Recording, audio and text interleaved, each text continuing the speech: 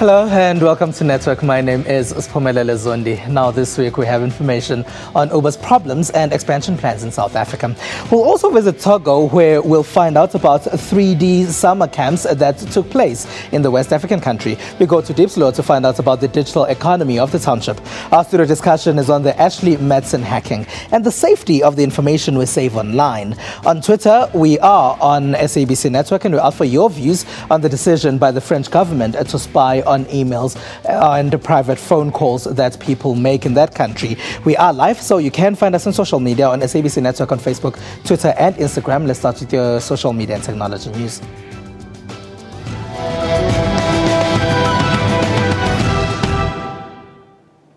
Now, Uber's problems are not ending in South Africa. Some people that drive for the company are now threatening a strike. This happens as the mobile phone taxi hailing service is planning an expansion plan in new industries. Eldrick Zambia has a story for us.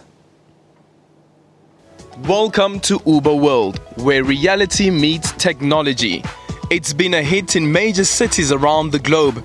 In South Africa alone, Uber trips increased from 1 million last year to 2 million in the first 6 months of 2015. What makes Uber so cool? The service means no hard cash, you pay by pre-registered credit card or VC Pay. All you do is go onto the app and request a ride. The nearest available driver then accepts the request, and at the end of the trip you rate the driver. But the driver also gets to rate you. Drivers are enabled to rate their clients at the end of the trip. If they have a bad experience, they can let us know. We address it with the client, and we can actually ban clients who are rude or disrespectful or aggressive towards drivers from getting access to the platform. In South Africa, Uber currently has over 2,000 drivers, or partners as they prefer to be called. Among them is Gladys Malobela, who previously operated a meter taxi. I'm staying with Uber and hoping to grow my fleet to 5 cars with lady drivers. That will certainly help Uber meet its target of 1 million female drivers globally by 2020. But it's not just any car owner who gets to become an Uber partner. In order to partner with us, drivers have to go through a criminal background check process once they obtain a professional driver's permit. Uber might be a hit, but the drive hasn't been smooth. Meter taxis are up in arms that this cheaper alternative means less clients for them. And then there's the regulatory framework around the operating permits of these vehicles. What we're very determined to do is ensure we can find a way that our partner drivers can operate within the realms of current regulation. As Uber intends expanding, it's falling out of favor with some of its own partners, like these drivers who threaten to go on strike. This is one of the cars that falls under the Uber Black category. It must have sweets, bottled water and the latest newspaper. The owner of the vehicle has to pay for this out of his own pocket. He also has to pay for his monthly car installment and the petrol cost, as well as servicing the vehicle. Drivers are also unhappy about high commissions and a lack of consultation. There are rates that Uber is coming up with on our black cars and then also on the X and also on the Uber van. But Uber does not want to give us that opportunity to sit down with them to say, okay, fine, how much the rates are going to be. Because now petrol is going up, maintenance on our cars are going up. Despite these woes, Uber is now looking at disrupting other industries with Uber Eat, food delivered at your doorstep, and Uber Pool, where riders in the same area with the same destination share a vehicle at a cheaper price. The South African launch of these applications is yet to be announced. Well, that is massive growth for Uber. Now, inspired by the Nelson Mandela's 67 Minutes of Doing Good, the community of Diepsloot, north of Johannesburg, started the 67 Days of Digital Activism. The initiative aims at linking small local businesses with technology. As the world grows more and more digital by the day, the Diepsloot community, a township north of Johannesburg, is making sure that they too become key players in the digital ecosystem. The whole idea was just to, have a commercialized content in Diepsloot. I wanted to take whatever that I'm experiencing around Diepsloot to the people.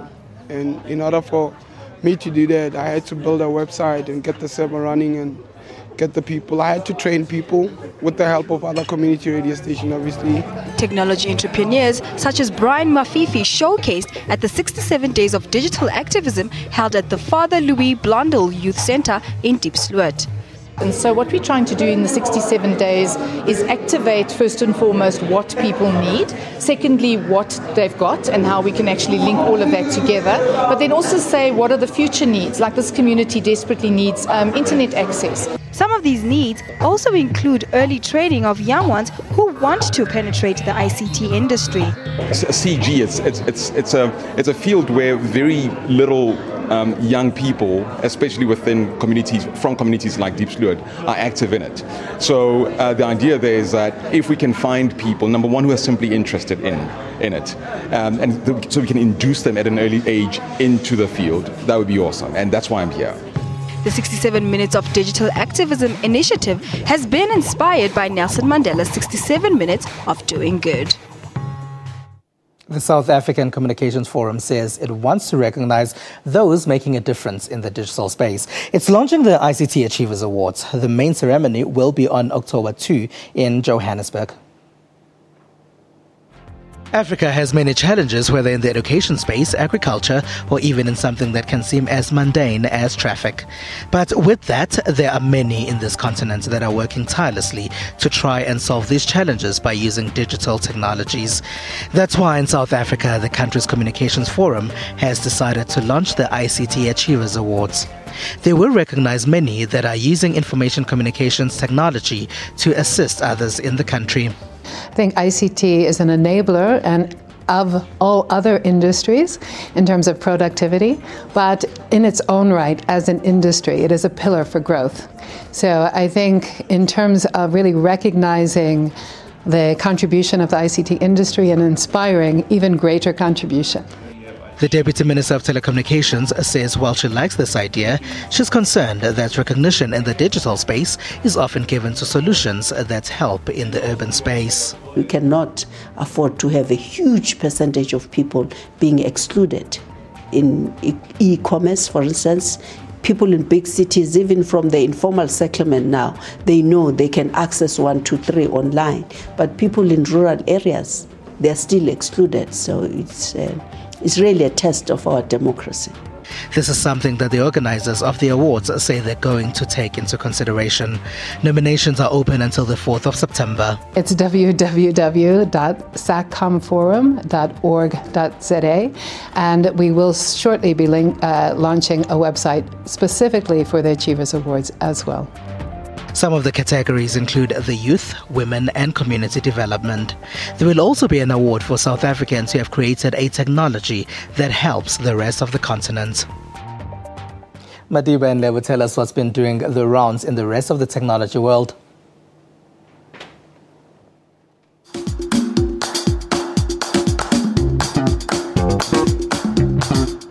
Hello and welcome to another edition of the SABC News Tech Wrap. I am Lebukhan Sejake. And I'm Matiba Sibanyoni. And we are coming to you from the Saibono Science Museum here in Johannesburg. Now staying in Gauteng, the Gautrain is getting an upgrade and commuters will soon be able to top up their cards using their debit or credit cards. Gauteng Transport MEC Dr. Ismail Vadi this week announced upgrades to the Gautrain, which will see an improved ticketing system and infrastructure upgrades. Commuters will be able to access Gautrain services with their local and international credit and debit cards. Vadi says they aim to implement an integrated fare system where public transport users will be able to use one smart card to access different modes of public transport. Still on home ground. Now, if you are used to answering or making a call while driving, well, you need to put that habit to a halt, especially when driving on Cape Town roads. Traffic authorities of the mother city, Cape Town, have announced that they will further constrict their phone impounding laws against those that use their handsets while driving. This comes after the authorities revealed a report showing that they have confiscated about 10,000 cell phones from motorists since new bylaws were introduced in 2012. Motorists are, however, allowed to reclaim their phones after 24 hours. But the authorities say that most of these confiscated devices are never picked up. They also added that cell phones that are not collected after 3 months may be sold by the city. Now, imagine a classroom with no textbooks or chalkboards. Well, the Department of Education in Gauteng is going digital, turning classrooms paperless. Gauteng Premier David Makhura and Minister of Basic Education Andy Motshekga this week officially switched on digital classrooms in Soweto. This forms part of the second phase of Gauteng MEC for Education Panyaza Lesufi's vision for paperless classrooms in the province. 374 schools in Gauteng will have access to interactive digital smartboards that will do away with the old blackboards. Now moving to the Middle East, a lot of Turkish tweeps were not too thrilled to find that government had blocked access to their Twitter accounts. Turkish authorities blocked the site following the broadcast of images relating to a suicide bomb attack blamed on Islamic State on the microblogging website on Wednesday. Twitter then removed these images and the ban was lifted on the same day. Now, if you're a football fan, you might want to place your bets on a team of robots. An Australian team was crowned World Cup champions at the 19th RoboCup Games in China this week, winning a competition that saw teams from around the world battle it out on the football field using the latest programming technology.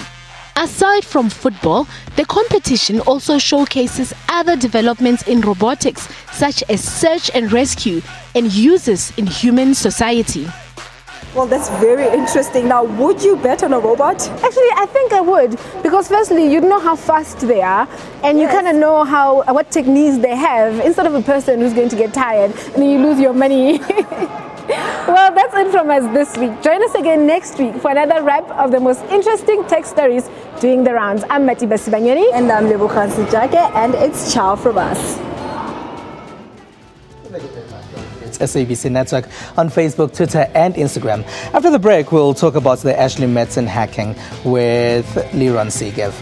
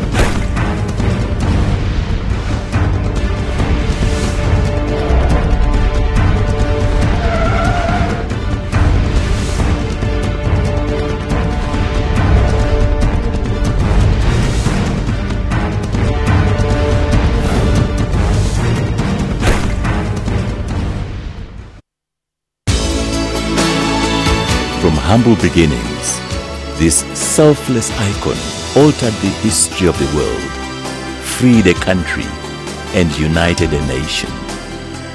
He taught us humility and forgiveness. To the world, he is Nelson Rolihlahla Mandela. But to us, he is simply Tata Madiba.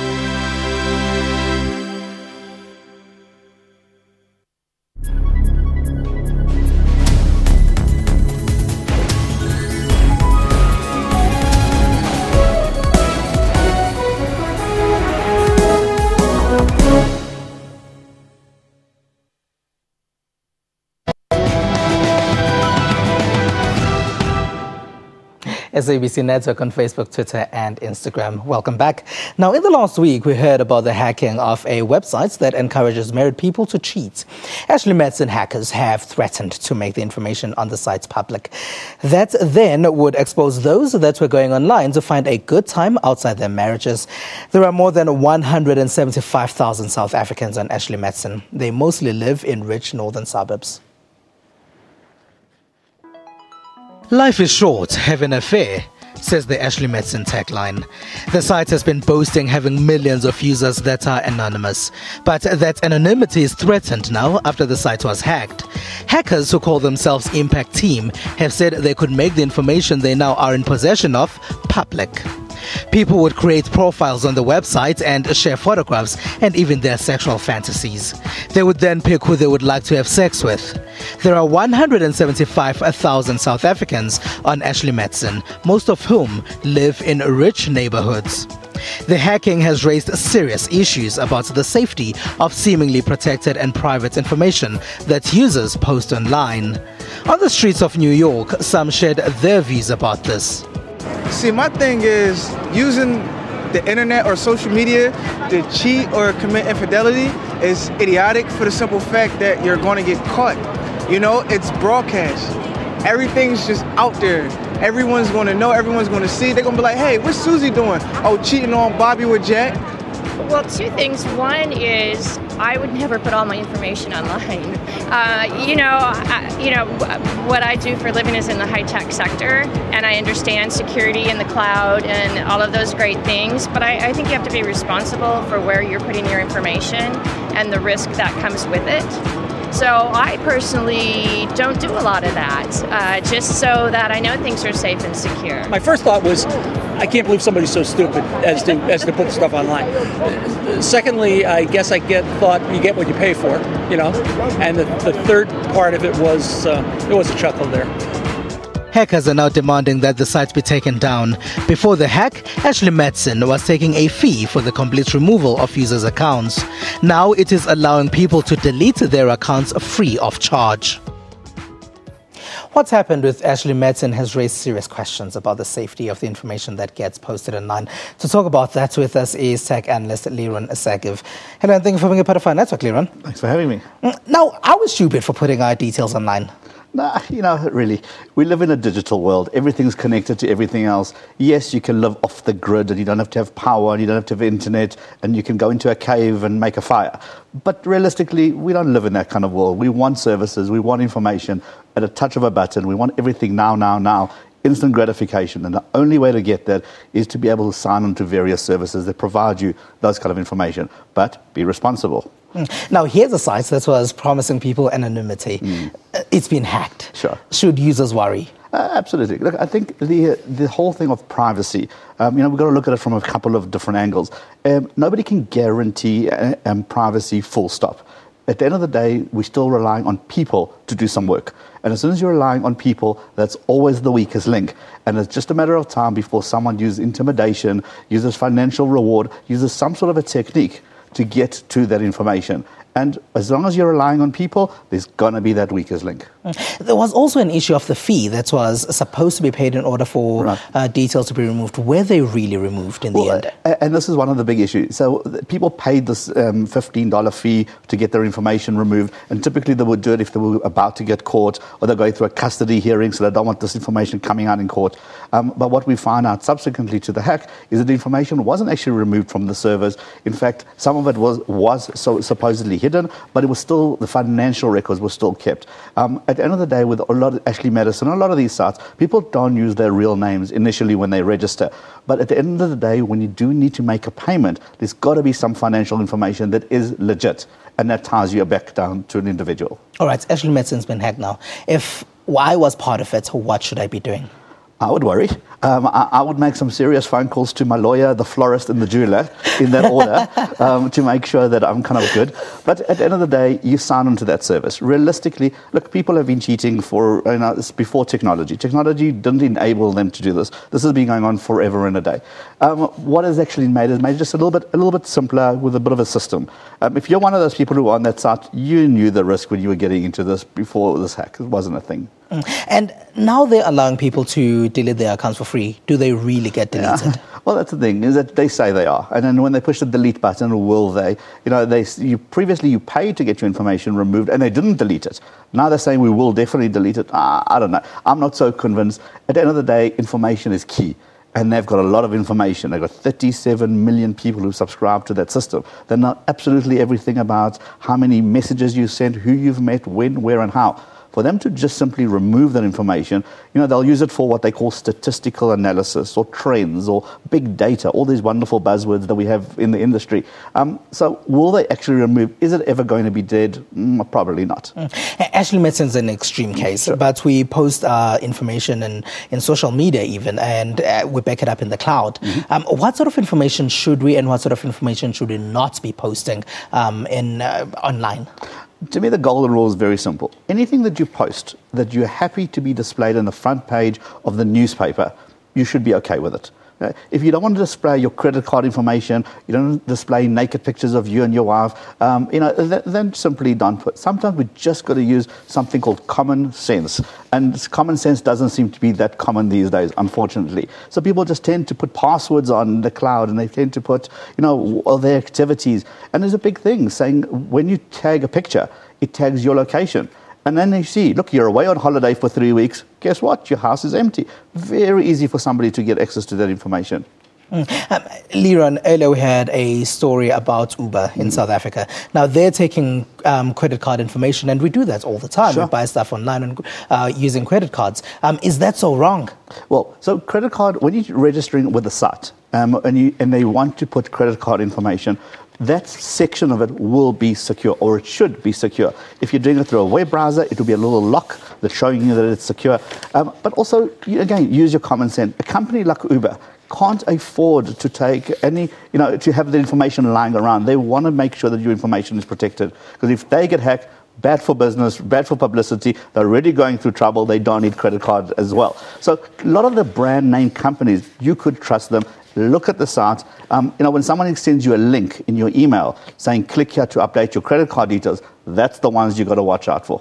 All right, Leron Segev, thank you very much for being a part of our network tonight and joining us for this discussion. Thanks for having me. All right, thank you. Now, this week we caught up with actor, rapper and producer Ricky Rick. Mr. Bozonke is fresh from winning an MTV Africa Music Award in Durban. He told us about the music software he really loves using. My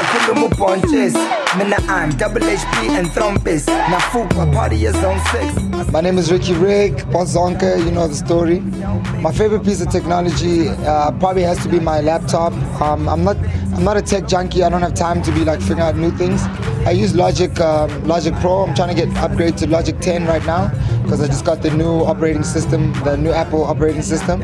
So Logic is probably the most relevant thing that I use software-wise. They wanna do my side, is it mad? My car was a side, my side. Single chan, hey when I get to single chan. Sham swag, get to sham swag. Hey when I my side, is it mad?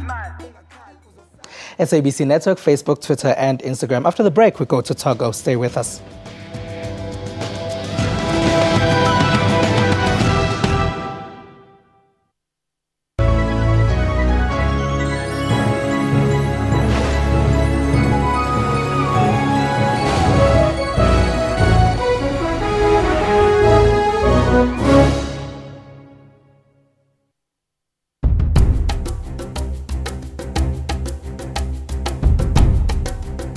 What kind of a politician are you who's so wealthy? Doesn't it disturb you that you are leading a political party which is supposed to be representing the poor, yet you are very wealthy? But surely you didn't get your wealth out of education. You have what? 90,000 cattle ranches in Choma. You've got more than 20,000 animals in one ranch and 35,000 in other ranches. You are big. Would Zambia have been safe under your leadership? No question about it. Watch Question Time with me, Mpho Tsedu, Monday to Thursday at 5:30 p.m. on the SABC News Channel.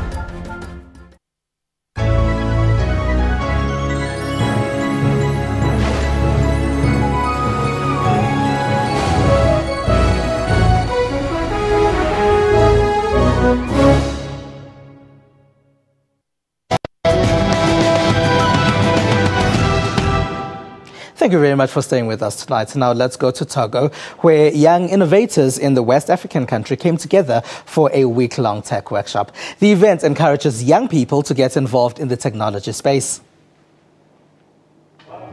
It's a summer camp geeks would love, More than 30 students from across Togo came together in the capital Lome to find out more about the country's technology sector and get some hands-on training.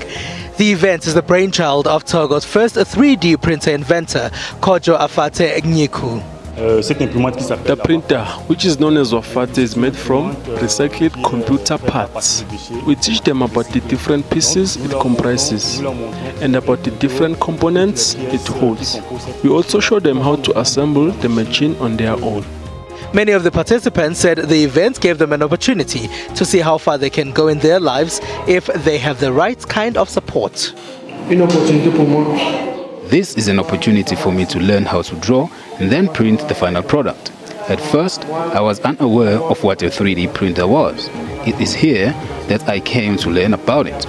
I plan to stay until the end of camp to further my learning. Organizers say they want the event to attract more people so they can solve local problems and create employment. Let's see what some people have been sharing with us in social media. This week, we asked you what you think of France monitoring suspected terrorist phones and emails. Many responses say this is okay, even though some feel the government will abuse the law. In Kenya, many have been tweeting about American President Barack Obama's first visit to the country as president. Some have been focusing on the Twitter spat between AKA and DJ Black Coffee over Black Coffee's criticism of some South African hip-hop artists.